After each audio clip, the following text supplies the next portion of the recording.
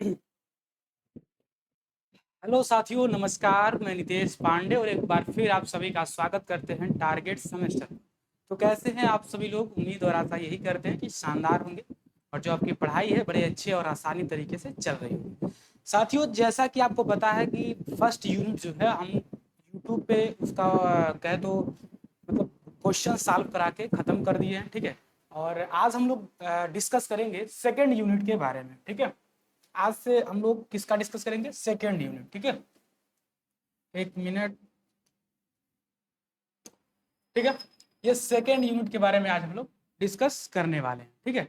तो एकदम अच्छे तरीके से बैठ जाइए और देखिए किस तरीके से सॉल्व हो रहा है, क्या क्या इसमें सही है, ठीक है। तो चलिए हम लोग शुरू करते हैं बिना देर किए हुए, ठीक है। अगर आप पहले बता दें कि अगर आप फर्स्ट यूनिट अगर नहीं देखे हो तो देख लीजिए, क्योंकि वो ऑलरेडी अपलोड हो चुका है, ठीक है।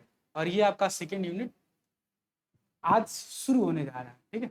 चलिए, यहाँ हम पहले क्वेश्चन की तरफ अगर हम बात करें तो पहले क्वेश्चन में क्या है? सामान्य धर्म एवं क्या है पहले क्वेश्चन में? पहले क्वेश्चन में बोल रहा है कि सामान्य धर्म को एक अन्य नाम से जाना जाता है। किस नाम से जानने की बात कर रहा है? तो किसी एक अन्य नाम से जाना जाता है। वह वह है मतलब वह कौन सा धर्म है जिस धर्म को एक कहे तो अन्य नाम से भी हम जानते हैं, ठीक है। वो कौन सा धर्म है, ठीक है। पहला आपके सामने दे रहा है, पहला क्या दे रहा है इसको देखिए एक बार। पहला मानव धर्म दे रहा है, दूसरे की बात करें हम तो नैतिक धर्म की बात यहाँ कर रहे हैं, और तीसरे में देखिए तो विशिष्ट धर्म, और अगर हम इसमें देखें तो आपदा जो धर्म है, ठीक है, इसके बारे में ये बात कर रहा है। तो आप देखेंगे अगर हम सामान्य धर्म की बात करें तो आप हमेशा ये देखते हैं कि सामान्य धर्म वह धर्म है, ठीक है। जो मानव धर्म है वो कौन सा वो है, क्या है? तो वह सामान्य धर्म है, ठीक है। मानव धर्म क्या है? सामान्य धर्म है, ठीक है। तो यहाँ आपका ए जो है वो क्या हो जाएगा? करेक्ट हो जाएगा, ठीक है। चलिए, दूसरे में हम देखते हैं, दूसरे में क्या कह रहा है ये देखते हैं इसको। चलिए, दूसरे में आप देखेंगे निम्नलिखित में कौन सा एक हिंदू धर्म के प्रकार में सम्मिलित नहीं है। मतलब कह रहा है कि इनमें से ये चार ऑप्शन आपके सामने दिया है, बोल रहा है कि इनमें से कौन सा एक जो है वो हिंदू धर्म, कौन धर्म? हिंदू धर्म के प्रकार में सम्मिलित नहीं है, ठीक है। हिंदू धर्म के प्रकार में क्या है? सम्मिलित नहीं है।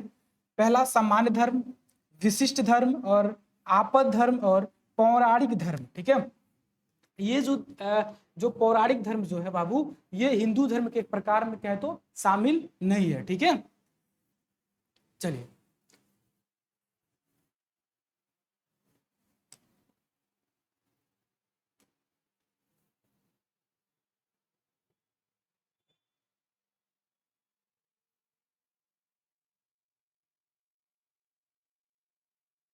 देखिएगा हम इसकी अगर बात करें, ठीक है।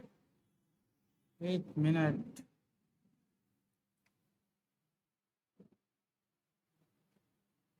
चलिए, अगर हम तीसरे की बात करें, ठीक है, तो तीसरे में आप देखेंगे क्या कह रहा है।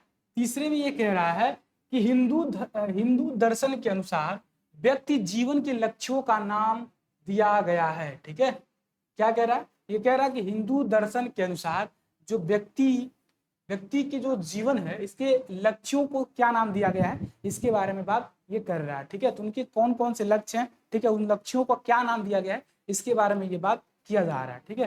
पहले की अगर हम बात करें, पहला लक्ष्य संस्कार है, दूसरा पुरुषार्थ है, तीसरा धर्म है, और चौथे की अगर हम बात करें तो ये सामान्य धर्म की बात यहाँ की जा रही है, ठीक है। तो आप देखेंगे कि हिंदू दर्शन के अनुसार जो व्यक्ति की लक्ष्य की बात कही गई है वो पुरुषार्थ की बात इसमें की गई है, ठीक है।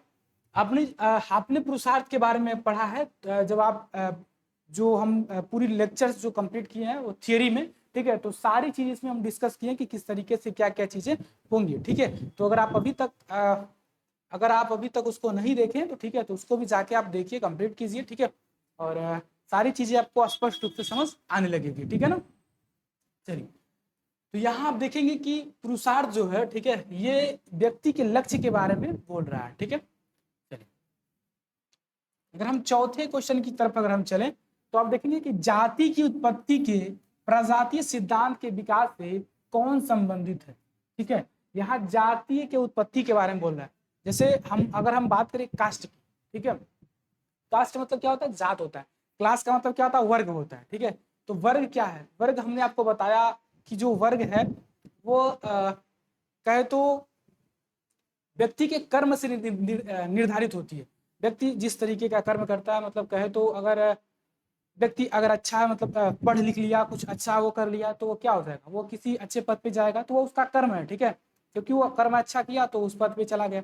तो क्लास जो है वो कर्म के आधारित निर्धारित होती है। और जो जो जाति होती है, क्या होती है, जो जाति होती है, ठीक है, वो बाबू देखेंगे आप तो जन्म पे रहता है, जन्म आधारित रहता है, ठीक है, जन्म आधारित रहता है, ठीक है। तो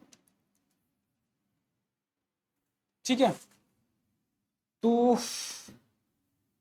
देखिए, तो इसमें कह रहा है, ठीक है, इसमें जाति उत्पत्ति के बारे में बात कर रहा है कि जो जाति उत्पत्ति है, ठीक है, उसके बारे में ये बात कर रहा है। तो हम कहेंगे कि इनकी जो उत्पत्ति इनके सिद्धांत के विकास के बारे में जिन्होंने बताया, उनका नाम क्या है, उनका नाम है नेल्स फील्ड, इनका नाम है, ठीक है, नेल्स फील्ड इनका नाम है, जिन्होंने जाति की उत्पत्ति के प्रजातीय सिद्धांत के विकास से संबंध रखते हैं, ठीक है, वह नेल फील्ड ही है, ठीक है।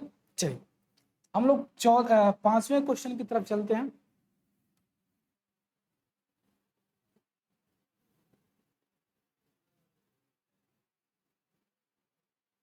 देखिए 5वां क्वेश्चन क्या कह रहा है, इसको एक बार देखिए आप। 5वां क्वेश्चन कह रहा है, जब एक वर्ग पूर्णतः वंशानुक्रम पर आधारित होता है, तब हम उसे जातीय कहते हैं। क्या कहते हैं, जातीय कहते हैं।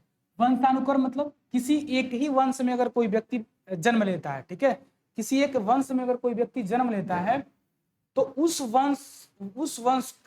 वंशानुक्रम के आधार पे हम बात करें, तब हम उसे क्या कहते हैं, तब उसे हम जातीय कहते हैं, ठीक है। कौन सा समाजशास्त्री इस कथन को कहा है, ठीक है, ये कह रहा है कि कौन सा समाजशास्त्री, कौन सा ऐसा विद्वान है जिन्होंने कहा है कि जब एक वर्ग पूर्णतः वंशानुक्रम पर आधारित होता है, तब हम उसे जातीय कहते हैं, ठीक है। तो हम देखेंगे कि आपके सामने ये 4 ऑप्शन दिए गए हैं। पहले की अगर हम बात करें तो मजूमदार एवं मदान है, दूसरे की बात करें तो M.V. केतकर हैं, और अगर हम तीसरे की बात करें C.H. कूले हैं, ठीक है। अगर हम चौथे की बात करें तो N. प्रसाद हैं। कौन है, N. प्रसाद है, ठीक है। तो आप देखेंगे C.H. कूले ने कहा था कि जब एक वर्ग पूर्णतः वंशाक्रम होता है, ठीक है, एक अगर कोई वर्ग है, एक ही उनका मतलब क्या है तो कास्ट है, ठीक है, और उस कास्ट से अगर कोई व्यक्ति पैदा होता है, तो वह व्यक्ति क्या है, वह व्यक्ति जो है वह वो उसी उसी क्या होगा, उसी जाति का ही होगा, ठीक है, उसी जाति का होगा, ठीक है ना, क्योंकि वह मतलब कहे तो एक वंश, मतलब एक ही वंश से वो सारी चीजें चली आ रही, मतलब कहे तो वंशानुक्रम है, ठीक है, एक क्रम से चली आ रही, मतलब उसके मतलब उनके ही मतलब एक तरह से जाति से पूरी सारी चीजें मतलब चली आ रही, इसीलिए वो क्या है, वंशानुक्रम के आधार पर इसको देखा जाता है। और कहा किसने है, मतलब कौन से ऐसे विद्वान है जिन्होंने कहा है, तो आप देखेंगे कि यहाँ C.H. कूले जो है, इनके द्वारा ये सारी चीजें कही गई थी, ठीक है। चलिए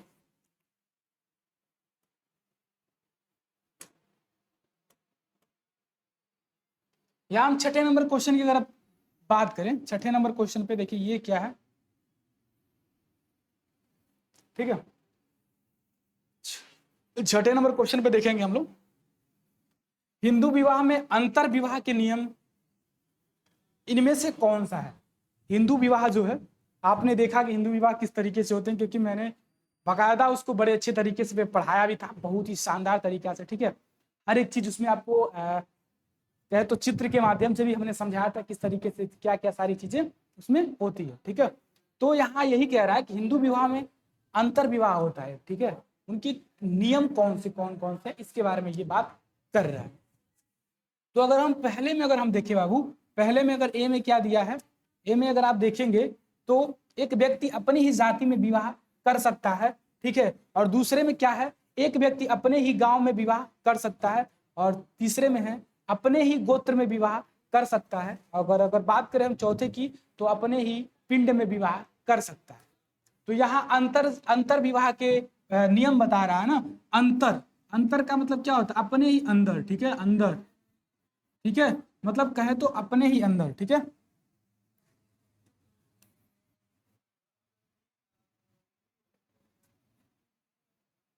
ठीक है ना, मतलब अंदर की बात कर रहे हैं, ठीक है। मतलब अगर कोई हिंदू व्यक्ति है तो अपने ही अपने जाति में विवाह करता है, यानी कि कहे तो पहला सही है, एक व्यक्ति अपनी ही जाति में विवाह कर सकता है। यह अंतर विवाह का एक कहे तो नियम है, ठीक है, कि कोई भी व्यक्ति है, कोई पर्सन है तो अपने ही जाति में क्या कर सकता है, विवाह कर सकता है। ये आप देखेंगे हिंदू विवाह के, हिंदू में अंतर जाति विवाह के अंतर्गत ये चीजें आएंगे, ठीक है। लेकिन आज के समय में आप देख रहे हैं, आज के समय में ये सारी चीजें धीरे धीरे क्या हो रही है, धीरे धीरे हट रही हैं, ठीक है। मतलब आपको पता ही होगा कि क्या सारी चीजें आपको सामने देखने को मिल रही है, ठीक है। अब लोग क्या अरेंज मतलब कहे तो लव मैरिज, ठीक है, लव मैरिज भी क्या कर रहे हैं तो लोग कर रहे हैं, ठीक है, जिसमें न तो कोई कास्ट देख रहा है, ठीक है, न ही कोई कुछ देख रहा है, ठीक है। सीधे आप देखेंगे कि मतलब ऐसे हो जा रहा है, ठीक है। तो कोई इसमें कहे तो न ही इसमें अंतर विवाह देखा जा रहा है, मतलब इसमें से कोई भी ऐसा कुछ देखने को नहीं मिल रहा, ठीक है। तो ये आपका जो ए है, ठीक है, कहे तो हम जो ये 6 है, क्वेश्चन नंबर 6, ठीक है, इसका ए जो है वो क्या हो जाएगा, करेक्ट हो जाएगा, ठीक है। चलिए हम आगे बढ़ते हैं, फिर नेक्स्ट क्वेश्चन की तरफ चलते हैं, ठीक है, 7 नंबर क्वेश्चन की तरफ, ठीक है ना। देखिए, जाति की उत्पत्ति संबंधित माना का सिद्धांत किसने प्रतिपादित किया है। जाति की उत्पत्ति संबंधित जो है उसका सिद्धांत जो है किसके द्वारा कहे तो प्रतिपादित हुआ है। प्रतिपादित का मतलब बनाया गया है, मतलब उसको उत्पन्न किया गया, ठीक है, किसके द्वारा उत्पन्न किया गया, इसके बारे में बात किया जा रहा है।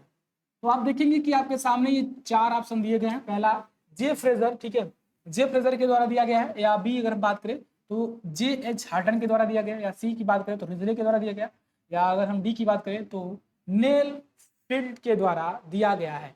मतलब अगर हम यहाँ देखेंगे तो कह क्या रहा है कि जाति की उत्पत्ति किससे संबंधित है, ठीक है, ये कह रहा है कि जाति की उत्पत्ति है किससे संबंधित है, और यह भी साथ में बोल रहा है कि यह जो कथन है किसके द्वारा कहा गया था।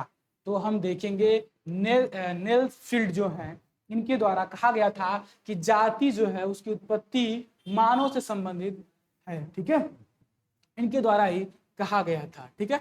तो आपका जो डी है 7वें का डी क्या हो जाएगा, करेक्ट हो जाएगा, ठीक है, सही हो जाएगा। समझ में आ रहा आपको। चलिए, उम्मीद करते हैं कि आपको जितनी भी सारी चीजें मैं बता रहा हूं समझ में आ रही हो, ठीक है ना। चलिए, अगर हम 8 नंबर की अगर हम बात करें तो 8 में आप देखेंगे किनशिप ऑर्गेनाइजेशन इन इंडिया पुस्तक किसने लिखा था। एक पुस्तक है जिसका नाम आप देखेंगे किनशिप ऑर्गेनाइजेशन इन इंडिया रखा गया है। पूछ ये रहा है कि ये 4 आपके सामने ऐसे विद्वान हैं, ठीक है।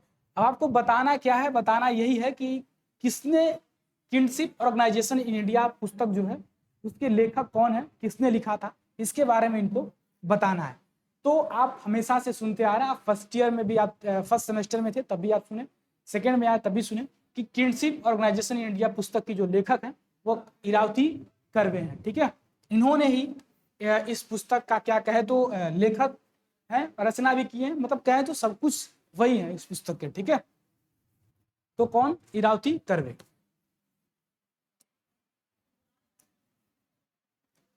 चलिए, अगर हम बात करें 9 नंबर क्वेश्चन की तरफ, ठीक है, 9 नंबर क्वेश्चन क्या है तो ये देखिए, निम्नलिखित में से कौन सा विवाह हिंदू धर्म से संबंधित नहीं है, ठीक है। ये क्या बोल रहा है कि इनमें से ये 4 ऑप्शन आपके सामने दिए गए हैं और बोल रहा है कि इनमें से कौन सा जो विवाह है वह हिंदू धर्म से संबंधित नहीं है। तो आप ऐसे देख रहे होंगे तो बोल रहे होंगे सर ये तो लिखा है कि ब्रह्म विवाह, ये तो जाहिर सी बात है हिंदू से ही संबंधित है। यहाँ दिया देव विवाह, मतलब देवताओं, देव मतलब ऐसे अगर आप मतलब रिलेट करिए तो देव मतलब देवताओं हो गए, ठीक है। तो ये तो आपको तो दिख रहा है, मतलब ये लग रहा है कि भाई ये तो हिंदू से ही संबंधित है।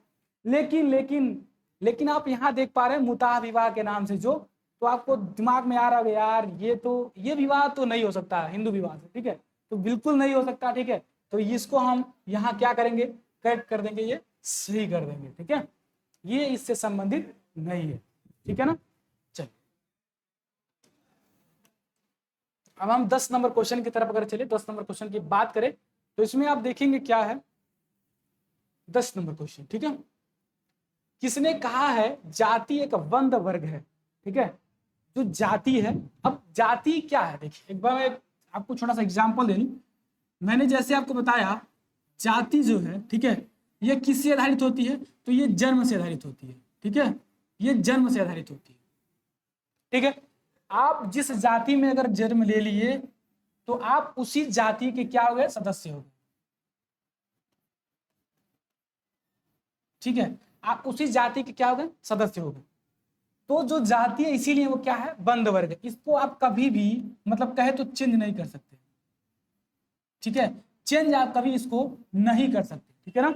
अगर आप किसी जैसे अगर आप किसी क्लास में हैं, ठीक है, क्लास बोले तो वर्ग, एक मिनट, वर्ग की अगर हम बात करें, वर्ग, ठीक है, वर्ग क्या है, वर्ग ये है कि अगर आप अच्छे से पढ़े लिख लिए, कुछ हो बन गए, मतलब अगर आप एक अधिकारी बन गए, ठीक है, अगर आप एक अधिकारी बन गए, अगर आप एक अधिकारी बन गए तो अपने वर्ग से निकल के, मतलब जिस जाति में आप काम कर रहे थे, जिस अगर आप मान के चलिए अगर आप कुम्हार हैं, ठीक है, आप बर्तन बनाते हैं, ठीक है, आप बर्तन बनाते हैं, तो इससे आप निकल के अगर ये बन गए आप, तो कहीं ना कहीं आप अपने कास्ट को छोड़ के क्लास में शामिल हो गए। ठीक है, तो यही बात कर रहा है कि जो जाति है वो क्या है, वह एक बंद वर्ग है, किसके द्वारा कहा गया था। ठीक है, तो यहाँ जीएस घुरिये हैं, मजूमदार मदान है, सीएच कुले हैं, एन के दत्त हैं। ठीक है, तो इनमें से आप देखेंगे कि मजूमदार एवं जो मदन है, ठीक है, इन्होंने ही कहा था कि जो जाति है वह क्या है, वह एक बंद वर्ग है। ठीक है, इनके द्वारा ही कहा गया था। अगर हम 11 नंबर क्वेश्चन की बात करें तो 11 में क्या है ये देखते हैं। निम्नलिखित में कौन भारत का सबसे प्राचीन धर्म है। ठीक है, अगर हम बात करें कि भारत का सबसे प्राचीनतम मतलब सबसे पुराना धर्म कौन सा है, ठीक है, तो आप देखेंगे जैन धर्म है या मुस्लिम धर्म है या हिंदू धर्म है या सिख धर्म है। तो आप सभी को पता होगा कि जो हिंदू धर्म है, ठीक है, जो हिंदू धर्म है वह देखेंगे आप तो सबसे प्राचीन मतलब सबसे पुराना धर्म हिंदू धर्म को ही माना जाता है। ठीक है, तो यहाँ आप टिक करेंगे और आपका सी जो है वो क्या हो जाएगा, सी आपका करेक्ट हो जाएगा। ठीक है, चलिए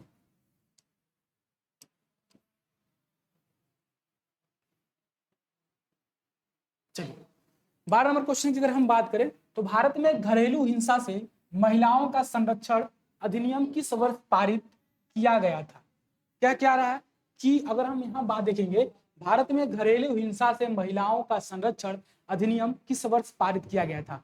ठीक है, 2001 में पारित किया गया था या 2009 में पारित किया गया था या 2015 में पारित किया गया था या 2005 में पारित किया गया था। ठीक है, तो आप देखेंगे घरेलू हिंसा महिलाओं का संरक्षण अधिनियम जो है वह 2005 में क्या की गई थी, तो पारित की गई थी। ठीक है, मतलब जो घर में जो हिंसा महिलाओं के साथ हो रहा है उसको 2005 में पारित कराया गया था। ठीक है,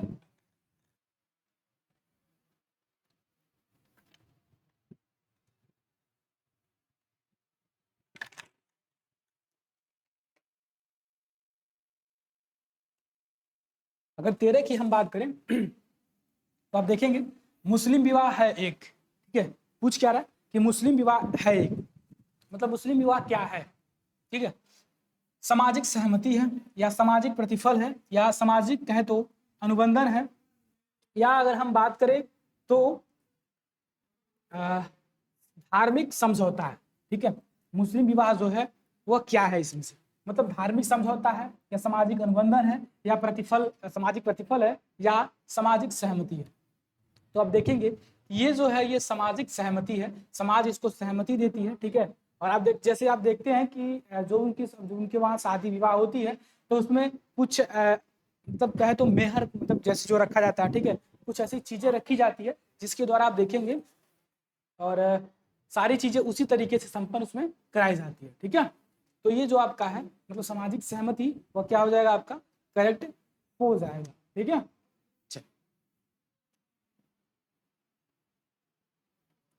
क्योंकि जब विवाह वाला चैप्टर मैं पढ़ा रहा था तो पूरा उसमें डीप और अच्छे तरीके से उसमें मैं पढ़ाया हूँ, ठीक है। चलिए अब यहाँ 14 नंबर की अगर हम बात करें तो जाति के उत्पत्ति के धार्मिक सिद्धांत के प्रतिपादक कौन है, ठीक है। इसके प्रतिपादक अगर बात करें उत्पत्ति के तो कौन है, आइए हम लोग देखते हैं। पहले की अगर हम बात करें घुरिये एवं सेनिगन मैन, और दूसरे की बात करें तो सेल्सफील्ड एवं ब्लड, और तीसरे की बात करें तो रिजले एवं मजूमदार, और अगर हम बात करें डी की तो होकार्ट एवं सेनाट के द्वारा ये सारी चीजें की गई थी। तो वह कौन है, तो आप देखेंगे होकार्ट एवं सेनाट ही थे जिन्होंने जाति की उत्पत्ति के धार्मिक सिद्धांत के प्रतिपादक कहे जाते हैं, ठीक है। इनके द्वारा ही इसकी उत्पत्ति की गई थी, इनके द्वारा ही उसका प्रतिपादन किया गया, ठीक है।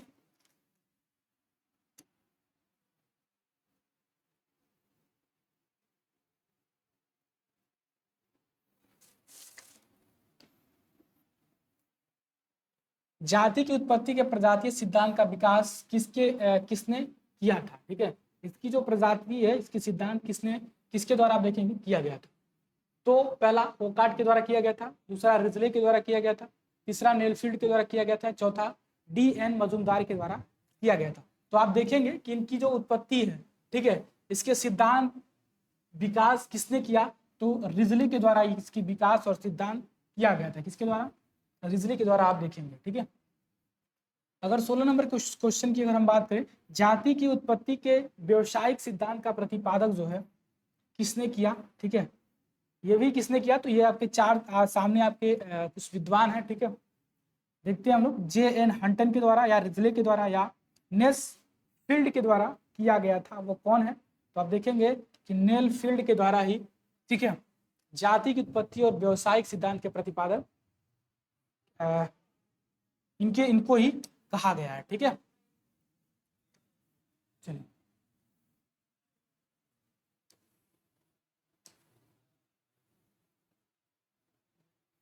17 नंबर क्वेश्चन अगर आप देखेंगे तो 17 नंबर में क्या है, ये देखते हैं।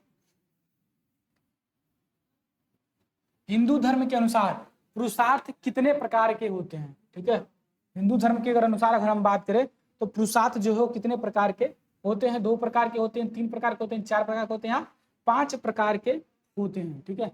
तो आप देखेंगे हिंदू धर्म के अनुसार जो पुरुषार्थ है वो मुख्यतः 4 प्रकार के होते हैं। कितने प्रकार के होते हैं, 4 प्रकार के होते हैं, ठीक है। टाइप्स ऑफ 4, ठीक है, मतलब 4 प्रकार के ये होते हैं। अगर हम बात करें 18 नंबर की, तो निम्नलिखित में कौन भारतीय समाज का क्या है, तो दार्शनिक आधार नहीं है, ठीक है। मतलब इस भारतीय समाज के तो दार्शनिक आधार कौन नहीं है, ठीक है। तो आपके सामने धर्म है, पुरुषार्थ है, कर्म या पुनर्जन्म है, ठीक है, या जाति व्यवस्था है। तो भारतीय समाज का जो दार्शनिक आधार है वह जाति व्यवस्था नहीं है, ठीक है, क्योंकि इसमें अगर हम बात करें तो जाति व्यवस्था कहीं जिक्र नहीं किया गया।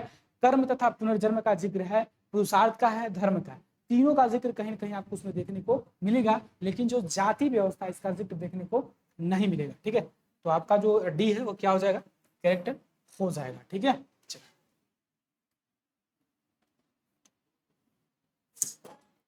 ठीक है, 1 मिनट।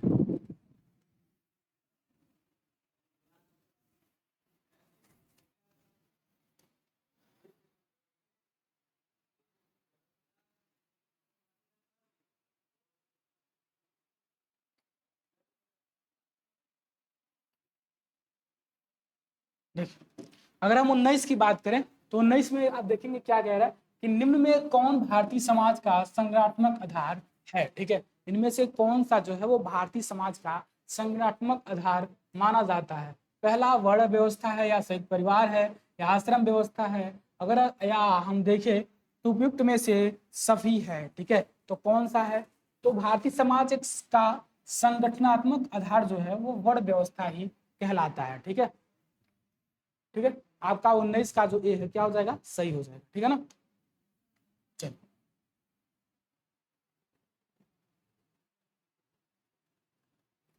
20 नंबर क्वेश्चन अगर आप देखेंगे तो इसमें क्या है, भारतीय समाज जो है, भारतीय समाज नामक पुस्तक किसके द्वारा लिखा गया था, किसने लिखा था, इसके बारे में बात किया जा रहा है, ठीक है। पहला अगर आप देखेंगे एस.सी. दुबे, दूसरा अगर आप देखेंगे सरोकिन, तीसरा देखेंगे गल्पिन, और डी देखेंगे आप डॉक्टर मजूमदार। ठीक है, तो भारतीय जो ग्राम है, ठीक है, आप फर्स्ट यूनिट अगर आप देखे होंगे तो आपको पता होगा कि जो भारतीय ग्राम है वो एस.सी. दुबे जी के द्वारा ही लिखा गया था। ठीक है, एस.सी. दुबे ही भारतीय ग्राम, ठीक है, भारत की जो ग्राम है उसका अध्ययन, सब कुछ जो भी आपका देखेंगे आप भारतीय ग्राम से संबंधित उसका अध्ययन और बुक जो भी है, ठीक है, वह एस.सी. दुबे के द्वारा ही लिखा गया था, इनके द्वारा ही उसको प्रतिपादित किया गया था। ठीक है, अगर हम 21 की बात करें तो भारत में राष्ट्रीय परिवार नियोजन कार्यक्रम की शुरुआत हम देखें तो कब की गई थी। ठीक है, मतलब भारत में राष्ट्रीय परिवार नियोजन, ठीक है, इस कार्यक्रम की शुरुआत कब की गई थी, तो आप देखेंगे 1951 में की गई थी, या 1952 में की गई थी, या 1949 में की गई थी, या 1953 में की गई थी। ठीक है, तो आप देखेंगे कि 1952 ईस्वी में परिवार नियोजन कार्यक्रम की शुरुआत की गई थी। ठीक है, 1952 में परिवार नियोजन की जो कार्यक्रम है उसकी शुरुआत कर दी गई।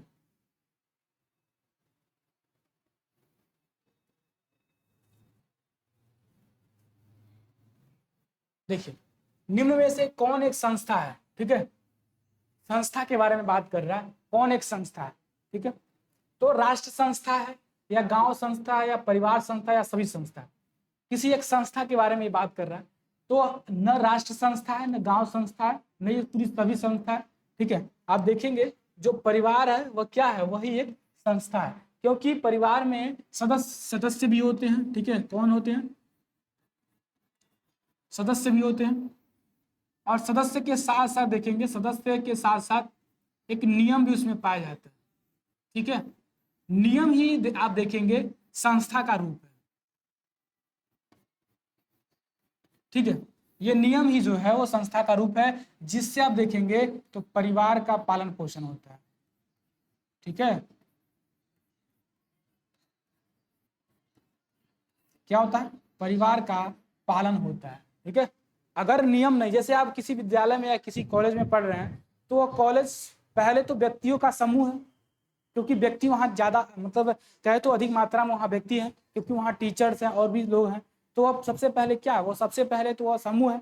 समूह के साथ साथ वो देखेंगे आप तो किसी निश्चित काम करने के लिए वो बनाया गया है, तो उसको हम समिति भी कहेंगे।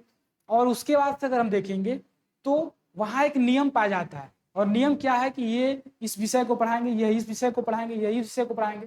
ठीक है, तो वहाँ नियम बना दिया गया है कि ऐसे इस समय आपका पहली घंटी, फिर दूसरी, ठीक है, फिर तीसरी, ऐसे ऐसे करके आपका पूरा एक नियम बना दिया गया है। ठीक है, तो वह नियम ही जो है वो संस्था का रूप है। तो इसीलिए यहाँ कोई कॉलेज, कोई स्कूल का जिक्र नहीं किया है, वो सीधे यहाँ परिवार का जिक्र किया है। ठीक है, तो परिवार आपका क्या है, परिवार आपका एक संस्था का रूप माना जाता है। ठीक है, तो इसीलिए आपका जो है वह सी आपका करेक्ट हो जाएगा। ठीक है ना। चलिए, अगर हम 23 की बात करें बाबू, तो संयुक्त परिवार विशेषताएं, मतलब संयुक्त परिवार की क्या विशेषता है। मैंने आपको फर्स्ट सेमेस्टर से लेकर सेकेंड सेमेस्टर तक हमेशा से यही पढ़ाते आए कि जो संयुक्त परिवार होता है, संयुक्त, ठीक है, संयुक्त, एक मिनट लिख देते हैं एक बार, संयुक्त मतलब स माने सभी, ठीक है, स मतलब क्या होगा, सभी, और युक्त मतलब क्या होगा, तो सभी लोग, मतलब युक्त मतलब शामिल हो। ठीक है, ठीक है ना, जिसमें सभी लोग शामिल हो, ऐसा परिवार कि जिसमें सभी लोग शामिल हो। सभी का मतलब माता पिता, भाई बहन, चाचा चाची, दादा दादी, ठीक है, सभी लोग जिसमें शामिल हो उसको हम संयुक्त परिवार के नाम से जानते हैं। ठीक है, उसको अंग्रेजी में ज्वाइंट फैमिली भी कहते हैं। ठीक है ना। तो संयुक्त परिवार का अगर हम बात करें तो इसका एक विशेषता क्या हो जाएगा, बड़ा आकार होगा, या सामान्य संपत्ति होगा, या सामान्य निवास होगा, या उपयुक्त सभी होगा, क्या होगा जरा आप बताइए।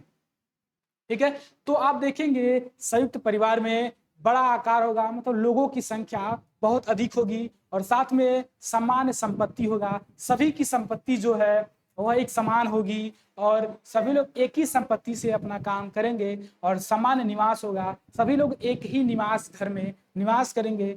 तो इसीलिए हम कहेंगे कि जो डी है वो आपका क्या हो जाएगा, करेक्ट हो जाएगा, मतलब सारी चीजें इसके अंदर आपको देखने को मिलेगी। ठीक है, समझ में आया आपको। चलिए, तो ये सारी चीजें इनके इनके अंदर आपको देखने को मिलेगी, इसलिए आपका क्या हो जाएगा, ये सारी चीजें सही हो जाएंगे। ठीक है,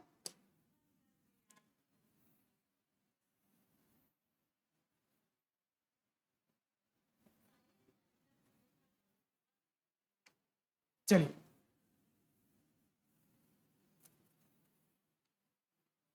देखिए परिवार क्या है। ठीक है, परिवार क्या है, फिर एक ये क्वेश्चन आपको देखने को मिला। तो आप यहाँ देखेंगे परिवार संस्था तो है, लेकिन अगर समिति का भी जिक्र अगर कर दिया है तो आप समिति और संस्था दोनों पे टिक कर देंगे। ठीक है ना, चलिए अगर हम 25 की बात करें तो चाचा जो है वो नातेदारी की किस श्रेणी के अंतर्गत आते मतलब आता या आते हैं। ठीक है, चाचा जो है किस श्रेणी के अंतर्गत आपको देखने को मिलते हैं। ठीक है, आइए देखते हैं। देखिए चाचा जो है वो प्राथमिक में है या द्वितीयक में है या तृतीयक में है या कोई नहीं।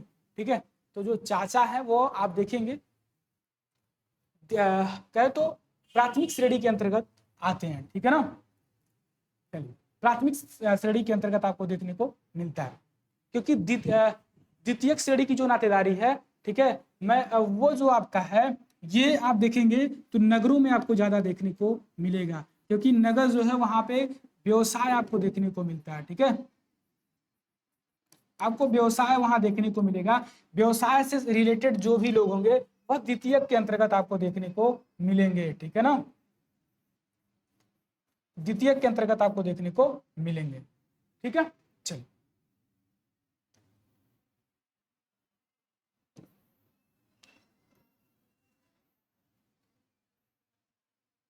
26 नंबर क्वेश्चन की अगर हम बात करें तो आइए देखते हैं 26 नंबर क्वेश्चन।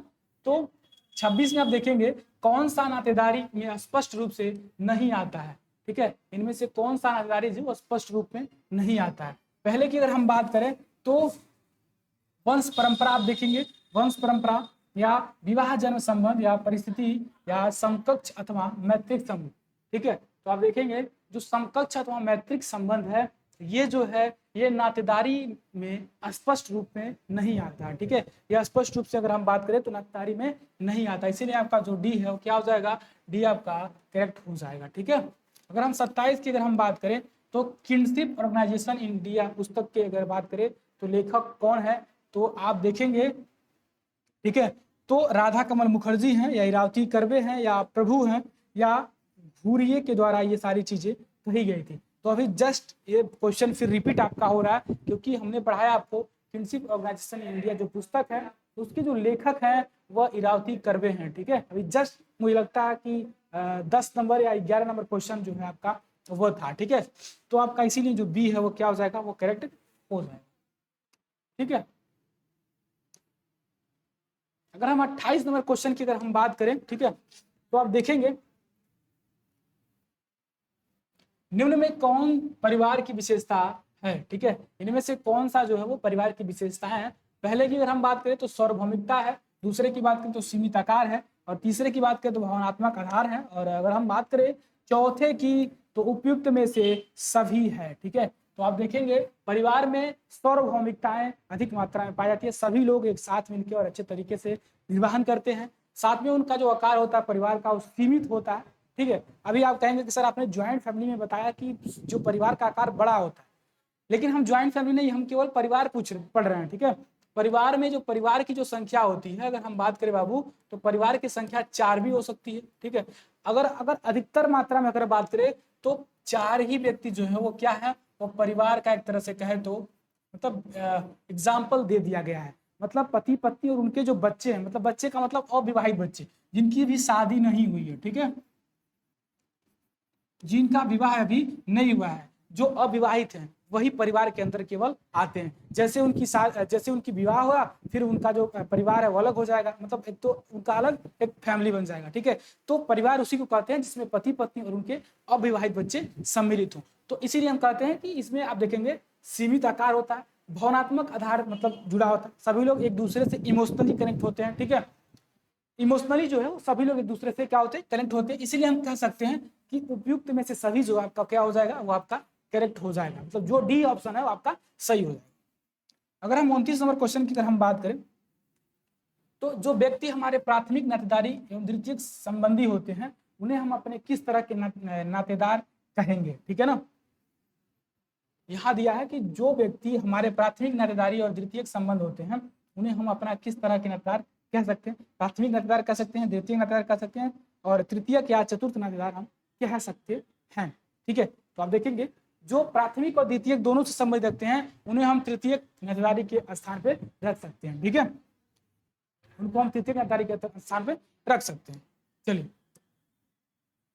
30 नंबर क्वेश्चन पे अगर हम बात करेंगे तो यहाँ आप देखेंगे माध्यमिक संबोधन की अवधारणा से संबंधित कौन है, ठीक है। माध्यमिक संबोधन की अवधारणा से आप देखेंगे तो संबंधित क्या है, पहला टायलर है, दूसरा मैक्स मूलर है, तीसरा बिफाल्टेड है और चौथा की अगर हम बात करें तो डेविस है। तो आप देखेंगे टायलर जो है, ठीक है, वह आप देखेंगे कि माध्यमिक संबोधन की अवधारणा से संबंधित है, ठीक है। इसकी जो अवधारणा है उससे ये संबंधित है, इसीलिए आपका जो है क्या हो जाएगा, आपका करेक्ट हो जाएगा।